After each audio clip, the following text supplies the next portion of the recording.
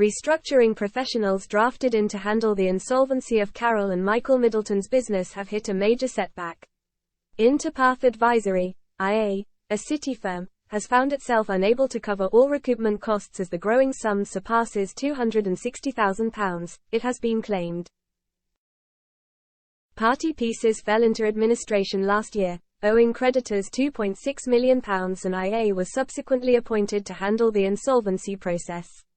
But according to The Times, the firm found that the realization of the Middleton's company's assets proved insufficient to cover the advisor's time costs of £268,928. This resulted in IA being unable to recoup the total fees, it's claimed, despite restructuring professionals charging an average hourly rate of £566. The insolvency process involved longer hours than expected to meet statutory requirements and queries from creditors. But while the firm has received fees of £51,437 and is expected to recoup more over time, it has determined that it will not be able to cover the total amount of the incurred expenses. Party Pieces was started by Princess Kate's parents, Carole and Michael Middleton, in 1987 as a business selling party paraphernalia, and was once so successful that the money generated helped pay to send Princess Kate, and her siblings Pippa and James, to the prestigious Marlborough College. But since then it ran into financial difficulties during the pandemic and it ultimately fell into administration.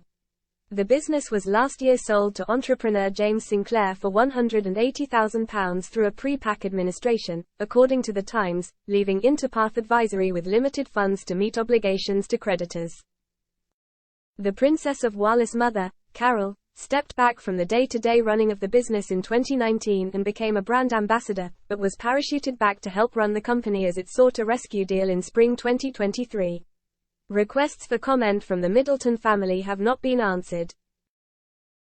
Julie Palmer, a partner at Begbie's Traynor, a management consulting company, said, "It's been one of the toughest few years on record for consumer-facing businesses. Many of those that survived the pandemic have taken support loans or depleted their reserves, only to be catapulted into a perfect storm of high-cost inflation and supply chain volatility, combined with dwindling consumer discretionary spending as higher interest rates and the cost of living crisis hit hard. Even the best-known brands are not immune to the current malaise and, with many now needing to repay support loans, we expect to see further high-profile casualties succumbing to these pressures unless the economic environment improves significantly and quickly."